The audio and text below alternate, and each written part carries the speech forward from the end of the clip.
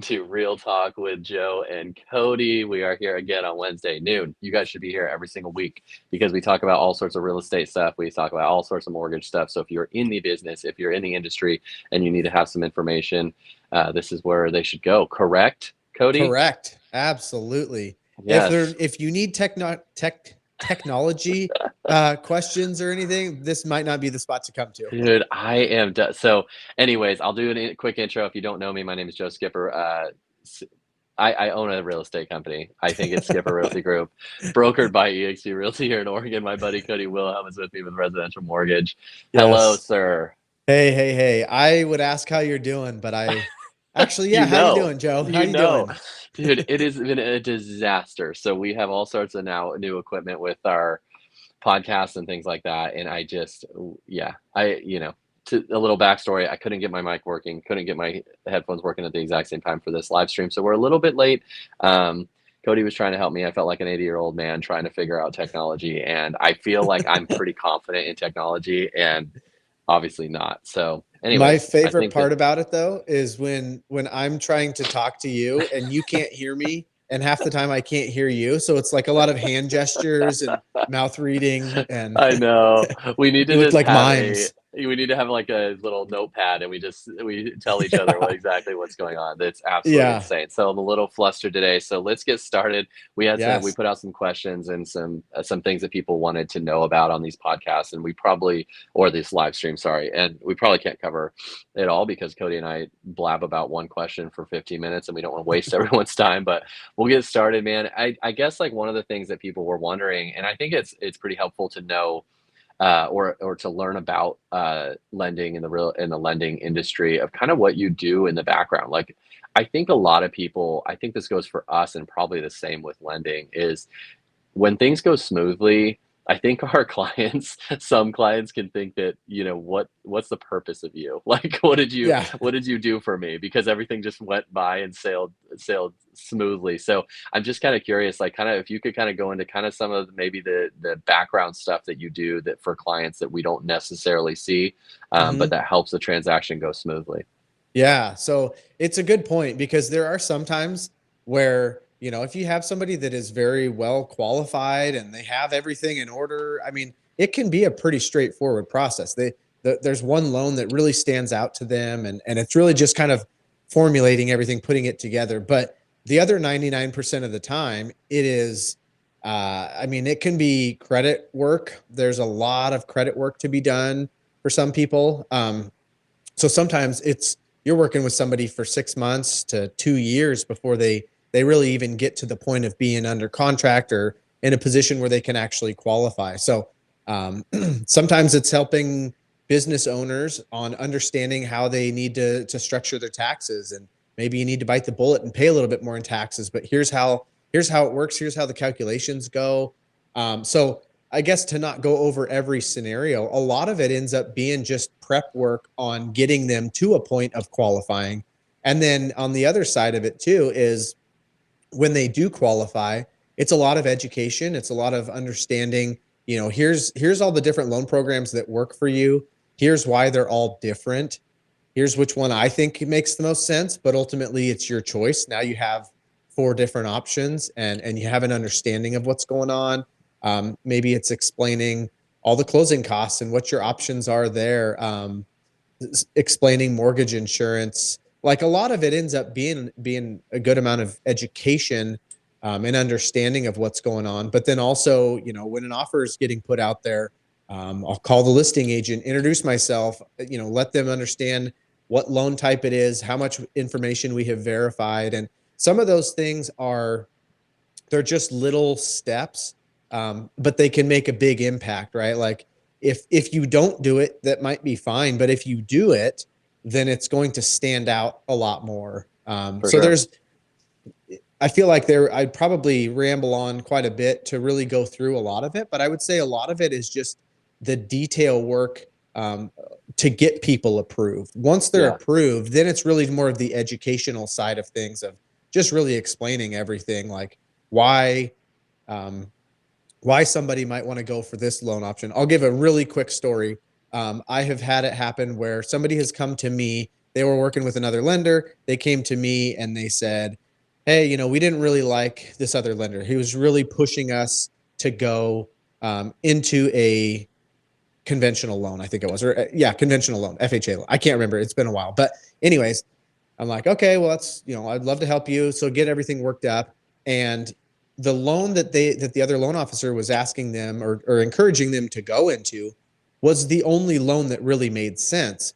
But he just never took the time to explain the other loans that they were eligible for and why it might not make sense for them. So they felt like he was steering them in one way for whatever reason, when the reality, he was doing his job. He was doing it Yeah, correctly. It just, sometimes it's just those extra little steps of, for you and I both, like, there's a lot of things that we do and know and understand that we understand because it's what we do every day. But for other people, it's not just common knowledge. So for sometimes sure. it seems like, oh, well, you know, I, yeah, this loan doesn't make sense for you, but I still need to explain that to you because what if you go online and you start looking at it and seeing all the benefits to this loan option and you're like, why did my loan officer do this for me? I don't even know now. Can I even trust the guy? So For sure. a lot of legwork, but yeah, what Yeah, I mean, I think the communication is the big thing, and I think that mhm, like it's exactly what you said. Is we have a lot of people that they don't do it all the time. We do it all the time, and we assume that they know. And I think agents fall into this, and lenders fall into this trap of thinking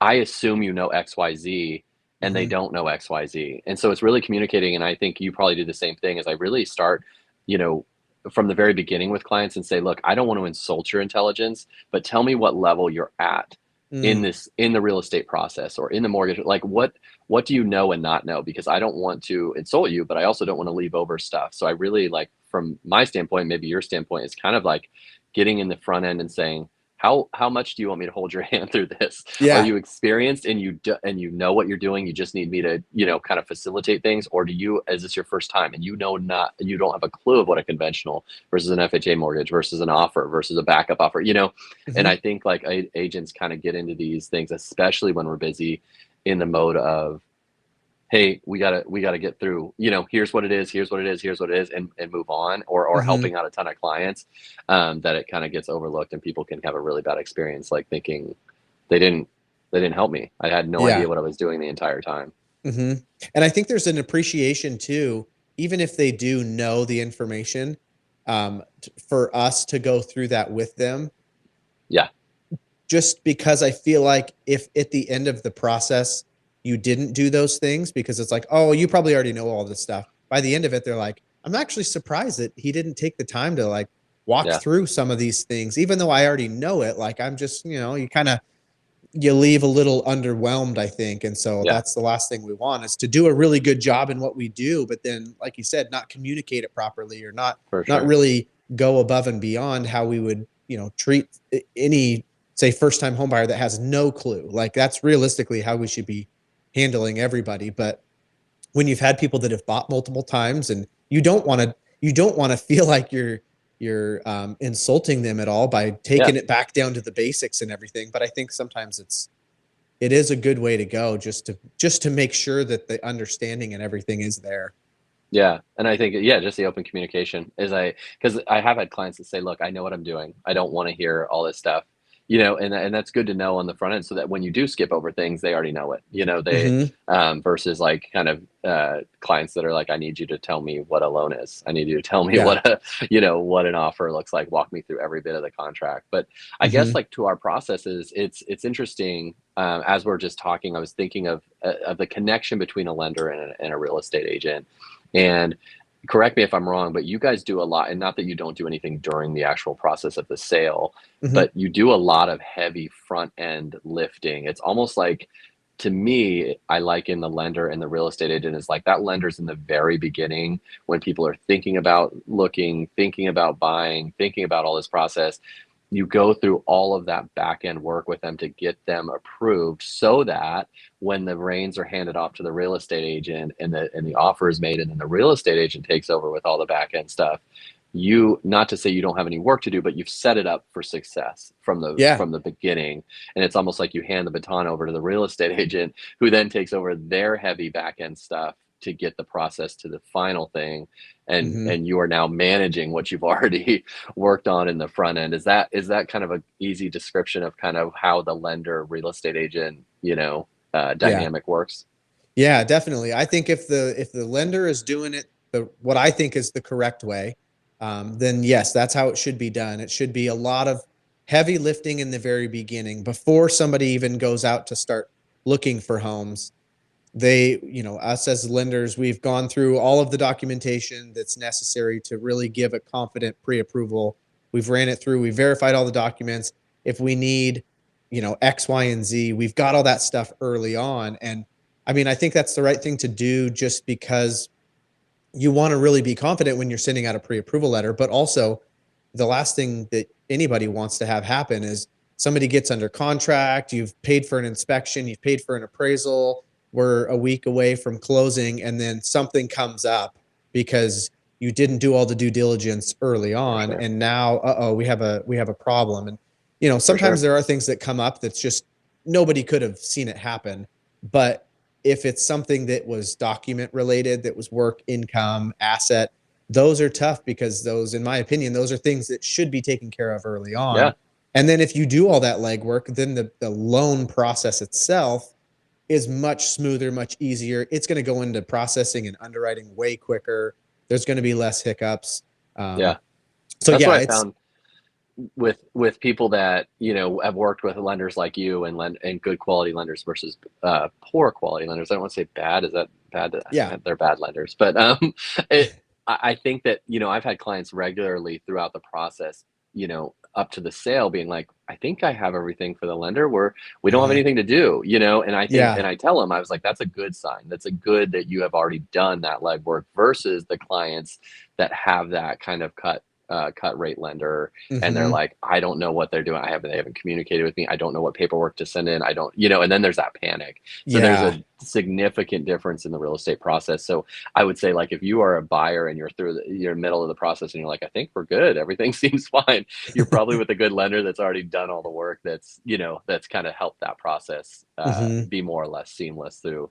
There's obviously outcomes, things that you guys come up with, job changes and things like that mid yeah, sale and all sorts of stuff. But I think for the yeah, most part, when a buyer's comfortable and they're like, "Yep, I think I got everything into my lender and everything's going smooth," that's a good sign. But it uh-huh, can look like, I think, sometimes to people that maybe don't either appreciate or don't know, they're like, "Well, what did my lender do?" Like, right, yes. because, but it's like there's a lot of back end stuff that you guys do that makes the whole process smoothly, so And or that's, smoother. it's there's definitely a balance with that too, of figuring out like what is, I don't want to make it sound like, what I'm doing is I'm moving, you know, the earth to do all Yeah, this stuff. yeah, But I also don't want to make it sound like, oh, this is no problem. Like for sure. this will take me 5 minutes. And because then it's like, I don't want to sound like what I'm doing, Yeah, it could be done by robots because yeah, it can't. yeah, But at the same time, there are certain elements to it where it's like you are just figuring everything out. But I'm sure, same thing probably happens on your side of things, whether it's buyers or, listings, where the overall image is you show up to a house, you unlock the door, yep, and then you write up some paperwork, or yep. you put a sign in the front yard that says for sale. I know. There's I'm sure a million things that go on behind this. You take 10 trips out to the house before there's even paperwork that's written up, and marketing. So I'm sure you probably have a million different things that you have to go through that don't get seen as well. For sure. I think there's two parts to that. And the one part is that, especially during the COVID times, we had agents that did put the sign out and didn't do anything Hmm. because people were wanting to sell. They would sell to a monkey. They didn't care. And so we had agents fluctuate into the market that were really just trying to make a quick buck. And they could, because it was, hey, I got my license. I can sell to 5 or 6 of my family members now because everyone wants to sell and everyone wants to buy because rates are so good. Hmm. So that's the one part about it, is that we kind of shoot ourselves in the foot in it as an industry because it's an easy entry industry to get into. It's a very difficult industry to stay in. I think the latest stat I heard was like 87% of agents don't make it for after the first 3 years of real estate. And I Wow. think I think that's multiple factors, but I think when the getting's good, everyone comes in, and when it's Mhm. bad, they either try to get in and they try to stay in and they struggle, or they're just like, eh, don't care. I made my money on the front Mhm. end and now I'm done. But there Yeah. is a lot, and that's I think like with our industry, it's tough because there's a lot that there's a lot that goes on the behind the scenes with lending and with real estate, and you don't want to.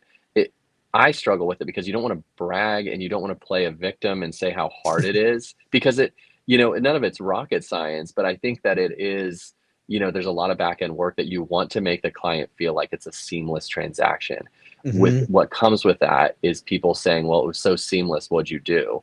And so you're Mhm. always balancing with like, "Oh, I did this, which made it seamless. I'm doing this, which makes it seamless. I talked to the agent, 14 times today, up to 10 o'clock at night, trying to get everything done with the inspection and all. There's just a Mhm. lot of that back end work.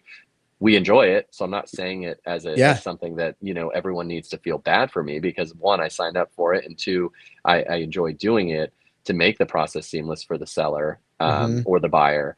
But it's a difficult thing to to show the work because you're almost like wanting to show it like homework, like here's my proof of all I did. Yes. But they're like, Yeah. first off, don't care. Here's my Second, journal. second, you just want it to be seamless. So yeah, that's an issue that I think all good real estate agents face is kind of showing the value to the client. And I think for me, it's really communicating with them on a regular basis. I think again, we assume that they know everything Mhm. that's going on. So I think even for me, first off, detailing what we do in the front end and saying this is what the process with my company is going to be like, this is how we treat you, this is step by step exactly what you're going to get from us from Mhm. the time we list to the time you make the offer to the time it closes, but also continuously communicating to them what's going on in the background. Hey, nothing to worry about, I just want to let you know X, or I just want to let you know this, or I talked to the Mhm. lender and did this.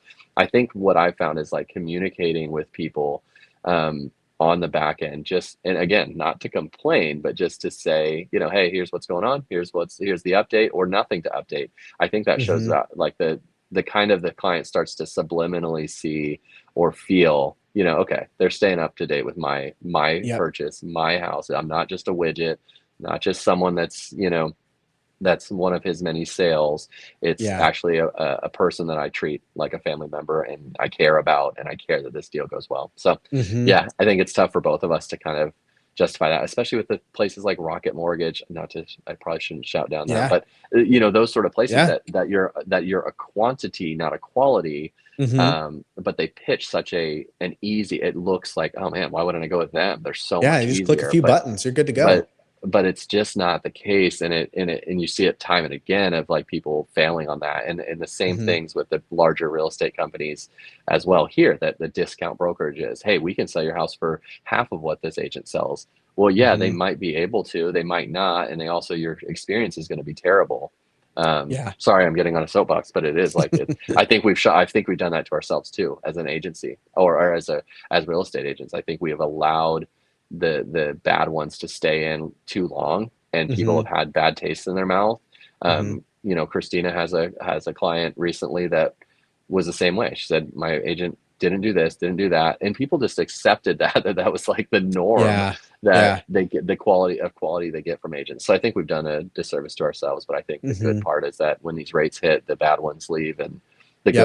the good ones hang on. So Yeah. Yeah. One thing that we didn't even touch on that I just figured I'd bring up that we don't have to talk about much is, a lot of times, especially if people are looking at getting into the business, they see the kind of the glamorous side of it, or yeah, maybe the social media side of it. But one for thing that sure. I think gets overlooked too is, where are you going to get your business from? Because that ultimately is the hardest part of everything that we do.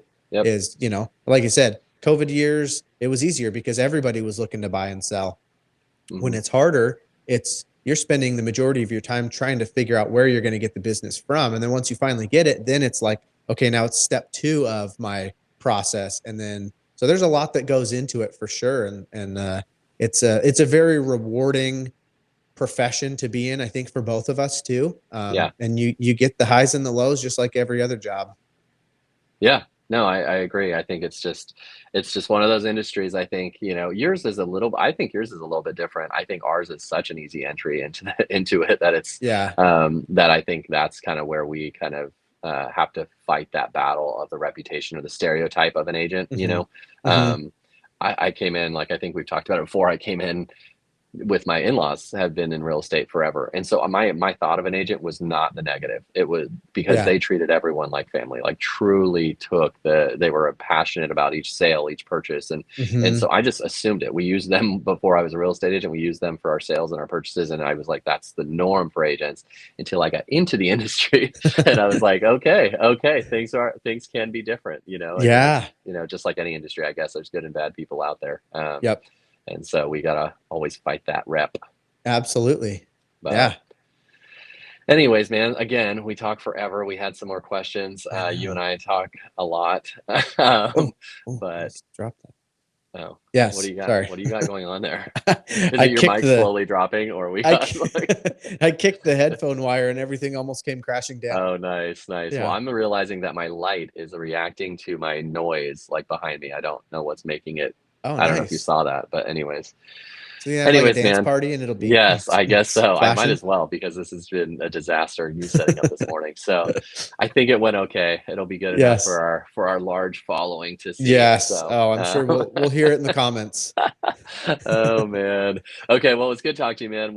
Yep, you We'll too. come back next week and chat some more. We still got some podcast interviews. I feel like we're like a broken record with this podcast stuff, but Yeah. we're just about there getting it going. If I can learn how to work a mic, then we might be a little faster. But Yeah, I was gonna say, that's as you can that's probably tell, we're not exactly. It is a DIY show here, so we're figuring it out. it works for us. But Yeah. anyways, man. Okay, well, thanks so much, and we All right, will man. see you next week.